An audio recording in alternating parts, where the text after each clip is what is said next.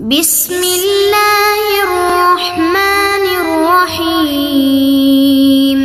السلام علیکم ورحمۃ اللہ وبرکاتہ۔ معزز طلباء کرام، آپ سب کیسے ہیں؟ آج ہم کتاب ہدایہ جلد رابع میں سبق نمبر 78 کو پڑھیں گے۔ ہمارے آج کے سبق کا عنوان ہے طلب تقسیم کی 4 صورتیں۔ آئیے پہلے اپنے آج کے سبق کی عبارت کو پڑھتے ہیں۔ بسم اللہ الرحمن الرحیم۔ وَإِنْ كَانَ الْعَقَارُ فِي يَدِ الْوَارِثِ الْغَائِبِ أَوْ شَيْءٌ مِّنْهُ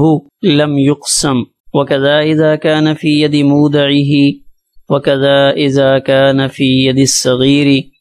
لِأَنَّ الْقِسْمَةَ قَضَاءٌ عَلَى الْغَائِبِ وَالصَّغِيرِ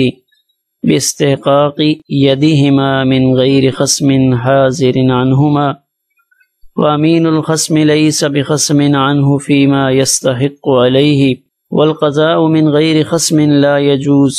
ولا فرق في هذا الفصل بين إقامة البينة وعدمها هو الصحيح كما أطلق في الكتاب۔ آئیے اب ہم اپنے سبق کی عبارت کا ترجمہ کرتے ہیں۔ اور اگر زمین یا اس کا کچھ حصہ وارث غائب کے قبضہ میں ہو تو لم یقسم تقسیم نہ کیا جائے یا لم یقسم قاضی تقسیم نہ کرے۔ وَكَذَا إِذَا كَانَ فِي يَدِ مُودَعِهِ، ایسے ہی جب کہ وہ زمین غائب کے مودع کے پاس ہو، اور ایسے ہی یعنی تقسیم نہیں کرے گا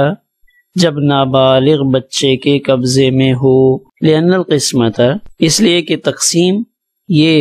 غائب اور صغیر کے خلاف فیصلہ ہوتا ہے، ان دونوں کے قبضے کے استحقاق کے سلسلہ میں بغیر کسی ایسے خصم کے جو ان دونوں کی جانب سے حاضر ہو، اور خصم کا امین غائب کی جانب سے خصم نہیں ہے فیما اس چیز میں جس کا غائب پر استحقاق ثابت کیا جائے۔ والقضاء من غیر خصم لا یجوز، اور بغیر خصم کے قضاء جائز نہیں۔ ولا فرق فی هذا الفصل، اور اس فصل میں اقامت بینہ کے ہونے یا نہ ہونے سے کوئی فرق نہیں پڑتا۔ هو الصحیح، یہی صحیح ہے جیسا کہ کتاب یعنی قدوری میں مطلق مذکور ہے۔ آئیے اب ہم اپنے سبق کی تشریح کو اس عبارت کی مدد سے سمجھنے کی کوشش کرتے ہیں۔ وَإِنْ كَانَ الْعَقَارُ فِي يَدِ الْوَارِثِ الْغَائِبِ أَوْ شَيْءٌ مِّنْهُ لَمْ يُقْسِمْ وَكَذَا إِذَا كَانَ فِي يَدِ مُودَعِهِ وَكَذَا إِذَا كَانَ فِي يَدِ الصَّغِيرِ۔ یہاں متن کی عبارت میں 4 آدمیوں کا تذکرہ موجود ہے۔ پہلے وارث غائب ہو، اس کے قبضے میں پوری زمین ہو۔ دوسرا وارث غائب ہو، اس کے قبضے میں زمین کا کچھ حصہ ہو۔ تیسرا وارث غائب ہو، اس کے مودع کے قبضہ میں زمین ہو۔ چوتھی صورت کہ چھوٹا بچہ حاضر ہو، اس کے قبضہ میں زمین ہو اور بچے کا کوئی وصی نہ ہو۔ تو اب یہاں پہ دیکھیں وَإِنْ كَانَ الْعَقَارُ فِي يَدِ الْوَارِثِ الْغَائِبِ، کہ اگر وہ زمین جائیداد وارث غائب کے قبضے میں ہو یعنی پوری جائیداد ہو۔ دوسری صورت او شیء منہ، وارث غائب ہو تو ساری زمین تو اس کے قبضے میں نہیں ہے، کچھ حصہ اس کے قبضے میں ہو۔ تو ان دونوں صورتوں میں لم یقسم قاضی تقسیم نہیں کرے گا۔ اس سے پہلے جو مسئلہ گزرا تھا کہ جب زمین یا مکان شرکا یا اکثر ورثاء کے قبضے میں ہوا کرتا تھا تو وہاں تقسیم کی اجازت تھی کہ جو موجود ہیں ان کے قبضے میں ہے وہ مکان یا وہ زمین، اس کے کاغذات انہی کے پاس موجود ہیں، لہذا یقینی صورتحال کی وجہ سے قاضی وہاں پہ تقسیم کر دیتا تھا۔ لیکن اگر وہ سارا مکان ہی کسی ایسے وارث کے قبضے میں ہو جو غائب ہے، یا وہ ساری زمین ہی وارث غائب کے قبضے میں ہو، ایک صورت مثلا احمد، حماد، حامد، محمود، یہ 4 بھائی ہیں، لیکن ان میں سے 3 یہاں پہ ہیں۔ حماد بیرون ملک رہائش پذیر ہے، بقیہ 3 بھائی یہاں ہیں۔ والد کا انتقال ہوا تو والد کے انتقال کے بعد جب دیکھا گیا تو جو مکان تھا وہ مکان حماد کے قبضے میں تھا، حماد کے نام وہ مکان لگا ہوا تھا، اور حماد تو غائب ہے، وہ تو بیرون ملک رہائش پذیر ہے، تو اب یہ سارا مکان ہی وارث غائب کے قبضے میں۔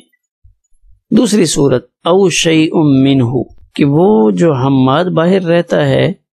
اس کے قبضے میں سارا مکان نہیں ہے، سارا پلاٹ تو نہیں ہے، لیکن آدھے پلاٹ کے کاغذات یا اس پلاٹ کے چوتھے حصے کے کاغذات اس بھائی کے پاس موجود ہیں جو غائب ہے، تو ان دونوں صورتوں میں قاضی تقسیم نہیں کرے گا۔ تیسری صورت کہ یہاں بھی قاضی تقسیم نہیں کرے گا، کہاں کہ جب وہ زمین یا جائیداد غائب کے مودع کے قبضہ میں ہو، اس لیے کہ جو غائب آدمی کی امانت رکھنے والا ہے، تو اس سے متعلقہ مسئلہ یہ ہے وَكَذَا إِذَا كَانَ فِي يَدِ مُودَعِهِ تو قاضی وَكَذَا إِذَا كَانَ فِي يَدِ مُودَعِهِ، تو یہاں جائیداد سے مراد وہ جو غائب ہے اس کے مودع کے قبضے میں، وَكَذَا یعنی قاضی تقسیم نہیں کرے گا اذا کان العقار فی ید مودعیہ، کہ جب یہ جائیداد یہ زمین اس غائب کے مودع کے قبضے میں ہو، مودع جس کے پاس امانت رکھی جاتی ہے۔ وَكَذَا إِذَا كَانَ فِي يَدِ الصَّغِيرِ، اسی طرح قاضی تقسیم نہیں کرے گا اذا كان فی ید الصغیر، وَكَذَا إِذَا كَانَ فِي يَدِ الصَّغِيرِ، اسی طرح جب نابالغ بچے کے قبضے میں زمین یا گھر ہو تو قاضی اس کو بھی تقسیم نہ کرے، کیونکہ وہ نہ سمجھ ہے، اس لیے اس کے خلاف فیصلہ نہیں ہو سکتا، یعنی وہ بچہ حاضر تو ہے لیکن نابالغ ہے، مکلف نہیں ہے، اس وجہ سے اس کے خلاف فیصلہ نہیں کیا جا سکتا۔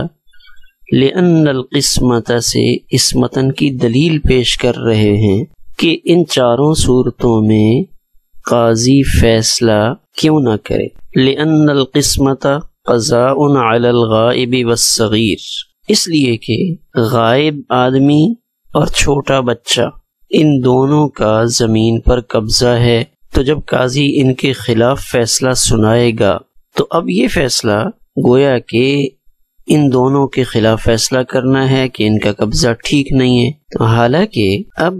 بچے کی طرف سے اور غائب کی طرف سے کوئی خصم یعنی مدعا علیہ متعین نہیں کیا گیا باستحقاق یدہما، کہ ان دونوں کا قبضہ اس پر ان کی طرف سے حق کا دعویٰ استحقاق یدہما، کہ بچہ اور غائب ان کا قبضہ اس کے اوپر ثابت شدہ ہے پہلے سے، اور پھر من غیر خصم ان کی طرف سے کوئی مدعا علیہ کوئی نائب مقرر نہیں کیا گیا، حاضر جو عدالت میں موجود ہو قاضی کے سامنے، جس کے خلاف قاضی فیصلہ سنائے۔ تو ان دونوں کے خلاف یعنی غائب والی صورت بھی، تب غائب والی صورت میں وہ دونوں صورتیں آ جائیں گی کہ اس غائب کا قبضہ ساری زمین پر ہو یا کچھ زمین پر ہو، لیکن چونکہ وہ غائب ہے، اور دوسری صورت تھی بچے کی کہ بچہ اس کے خلاف بھی فیصلہ نہیں ہو سکتا، تو ان دونوں میں تو قضاء علی الغائب ہوا، اس وجہ سے ان کے خلاف قاضی فیصلہ نہیں کر سکتا۔ تو یہاں عبارت میں بے استحقاق یدہما، تو ید کا ترجمہ یہاں پہ ہوگا قبضہ، کہ غائب اور بچے کا قبضہ ہونے کی وجہ سے گویا ان کے خلاف فیصلہ کیا جا رہا ہے۔ من غیر خصم حاضر عنہما، غائب اور چھوٹے بچے کی جانب سے کوئی خصم کوئی مدعا علیہ متعین نہیں کیا گیا جو حاضر ہو۔ اب یہاں تیسرا شخص رہ گیا امین الخصم، خصم کا امین، کہ جو آدمی غائب ہے اس کی امانت رکھنے والا امانت رکھنے کے لیے ہے، خصم اور مدعا علیہ بننے کے لیے نہیں۔ مثلا احمد، اس کے قبضے میں زمین تھی، یعنی کاغذات اس کے نام پہ بنے ہوئے تھے، اور احمد خود اس وقت یہاں موجود نہیں ہے، بیرون ملک میں مقیم ہے، لیکن احمد نے اپنی اس زمین کا انچارج وہ عبد الرحمن کو بنایا ہوا ہے، تو یہ عبد الرحمن جو یہاں موجود ہے یہ اس احمد کی زمین کا امین تو ہے، اس نے بطور امانت دیکھ بھال کے لیے وہ زمین اس کے حوالے کی ہے، لیس بخصم عنہ، لیکن وہ اس کی طرف سے مدعا علیہ نہیں بنایا گیا کہ اگر احمد کے خلاف کوئی کیس ہوتا ہے تو اس کیس کی پیروی بھی عبد الرحمن کرے، لیس بخصم عنہ، تو وہ مدعا علیہ نہیں بن سکتا۔ فیما یستحق علیہ، جس بارے میں غائب پر مستحق ہے، یعنی ایک دعویٰ کرنے والا جو دعویٰ کر رہا ہے تو اس کا دعویٰ تو غائب احمد کے خلاف ہے۔ احمد سے وہ شخص جو مدعی ہے، مثلا فرض کرتے ہیں کہ یہاں خالد مدعی ہے، تو خالد اپنا حق لینا چاہتا ہے احمد سے، تو فیما یستحق علیہ،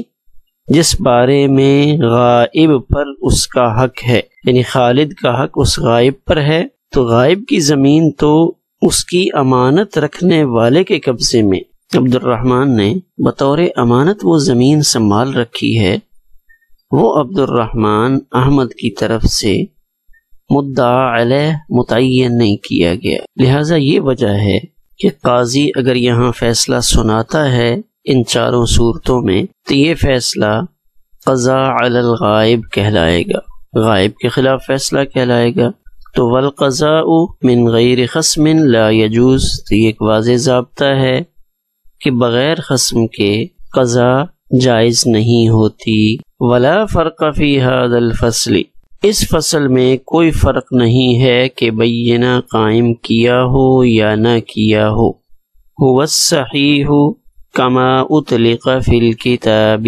ولا فرق کی عبارت سے یہ سمجھانا چاہتے ہیں کہ یہ جو تین لوگ ہیں، فی ید الوارث الغائب، فی ید مودعہ، فی ید الصغیر، تین ید، ید الوارث، ید مودع اور ید صغیر، ان تین کے قبضے میں اس وقت جو زمین یا مکان موجود ہے تو فی الوقت ان کے قبضے کی بنیاد پہ ان کے خلاف صرف دعویٰ ہوا ہے۔ تو اب اگر تین وارثوں میں سے دو عدالت میں حاضر ہوتے ہیں اور وہ دو عدالت میں حاضر ہو کر میت کے یعنی مورث کی موت پر، وہ دونوں عدالت میں حاضر ہو کر مورث کی موت پر گواہ قائم کریں، اور دوسری چیز وہ آپ کے ذہن میں ہوگی ورثاء کی تعداد پر گواہ قائم کریں۔ یہ دونوں چیزیں ہمارے گزشتہ اسباق میں گزری ہیں کہ اگر کئی ورثاء ہوں اور ان میں سے غائب ہو تو جو موجود ہیں وہ دو چیزوں پہ گواہ قائم کرتے ہیں کہ ایک تو ہمارا مورث مر چکا ہے، اس سے ہمیں یہ زمین مکان بطور وراثت مل رہا ہے، اور دوسری چیز ہے ورثاء کی تعداد کہ ہم اتنے وارث ہیں۔ تو وہاں تھا کہ پہلے وہ ان دونوں چیزوں پر بینہ پیش کریں گے، جب وہ بینہ پیش کر دیتے ہیں اور ان میں سے ایک غائب ہے تو وہاں قاضی اس غائب کی طرف سے کوئی وکیل مقرر کر دیتا ہے اور پھر قاضی تقسیم کرتا ہے۔ تو یہاں کہتے ہیں کہ یہ جو مسئلہ ہم نے ذکر کیا کہ قاضی ان چار صورتوں میں تقسیم نہیں کرے گا، تو کہتے ہیں یہاں بین اقامت البینۃ وعدمہا، انہوں نے بینہ قائم کیا ہو یا نہ کیا ہو، یعنی ان دونوں چیزوں پر گواہ پیش کر دیے ہوں تو تب بھی قاضی تقسیم نہیں کرے گا، اور اگر انہوں نے گواہ پیش نہیں کیے تو تب بھی قاضی تقسیم نہیں کرے گا۔ کیوں؟ اس لیے کہ جامع صغیر میں وہ صحیح کما اطلق فی الکتاب کہ صحیح قول یہی ہے، یہ نہیں ہے کہ اگر انہوں نے گواہ پیش نہیں کیے تو پھر تو قاضی ان کی بات کو رد کر دے، اور اگر یہ گواہ پیش کر دیں تو پھر قاضی کو چاہیے کہ جو غائب ہے یا بچہ ہے تو ان کی طرف سے کوئی وکیل وصی مقرر کر کے قاضی پر تقسیم کرنا ضروری ہے۔ کہتے ہیں ایسا نہیں ہے، بلکہ جامع صغیر میں تقسیم کرنے سے مطلقاً انکار کیا گیا ہے۔ جامع صغیر میں اس کا فرق نہیں ہے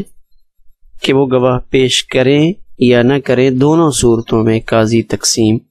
نہیں کرے گا۔ یہ مسئلہ جامع صغیر میں مطلق ہے۔ اب یہاں کما اطلق فی الکتاب، جیسا کہ کتاب میں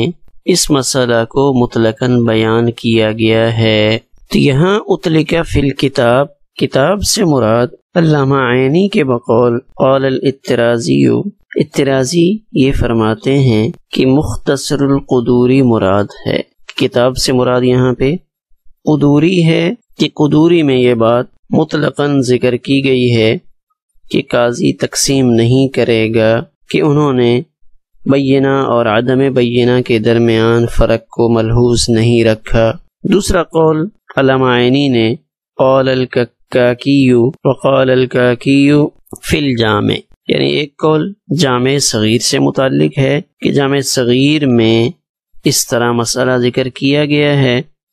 دونوں قول ہیں، لیکن علامہ عینی کی رائے یہ ہے کہ پہلا قول درست ہے، یعنی ترجیح علامہ عینی کے بقول اس کتاب سے مختصر القدوری مراد لینے کو ہے کہ یہاں مراد کتاب سے قدوری ہے۔ هو الصحیح، تو اس هو الصحیح کے لفظ میں یہی صحیح ہے، احتراز کیا گیا ہے اس سے جو امام کرخی رحمہ اللہ نے روایت کیا ہے اپنے مختصر میں امام ابو یوسف رحمہ اللہ کا قول کہ ابو یوسف رحمہ اللہ یہ فرماتے تھے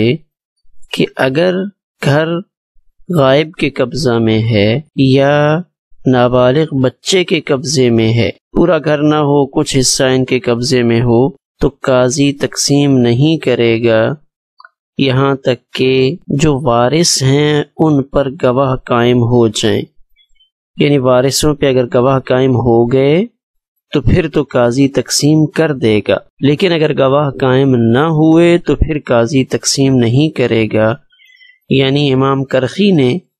امام ابو یوسف رحمہ اللہ کے قول میں فرق کو نقل کیا تھا کہ امام ابو یوسف رحمہ اللہ فرق کے قائل ہیں کہ گواہ ہوں تو پھر تقسیم ہو جائے گی، اور اگر گواہ نہ ہوں تو تقسیم نہیں ہوگی۔ اور امام محمد رحمہ اللہ کا مشہور قول بھی یہی ہے کہ یعنی صاحبین اس کے قائل ہیں کہ اگر بینہ قائم ہو تو پھر قاضی تقسیم کر دے گا۔ علامہ عینی نے فتاوی قاضی خان کے حوالے سے یہ بات نقل کی ہے کہ قاضی تقسیم نہ کرے، اور اگر یہ دو وارث جو آئے ہوئے ہیں یہ گواہ قائم کر بھی دیں جب تک کہ غائب حاضر نہ ہو جائے۔ یہ ایک روایت ہے جو قاضی خان نے نقل کی ہے۔ تو گویا کہ یہاں ہماری اس عبارت میں هو الصحیح کہہ کر درست قول کی طرف اشارہ کیا کہ صحیح یہی ہے کہ وہ گواہ قائم کر بھی دیں تو تب بھی غائب کے خلاف قاضی فیصلہ نہیں سنائے گا۔ تو آخر میں ایک نظر آج کے سبق کے اہم اصول پر ڈال لیں کہ غائب پر فیصلہ کرنا جائز نہیں۔ اس اصول کے لیے دلیل ترمذی شریف کی حدیث مبارکہ ہے 1331 نمبر حدیث، باب ما جاء فی القاضی لا یقضی بین الخصمین حتی یسمع کلامہما۔ اس حدیث پاک میں ہے کہ مدعا علیہ کی بات بھی سنو تب فیصلہ کرو، اور یہ اسی وقت ہو سکتا ہے کہ جب مدعا علیہ حاضر ہو یا اس کا قائم مقام حاضر ہو اور اپنی بات سنا سکے۔ یعنی اس حدیث پاک سے اشارہ ملتا ہے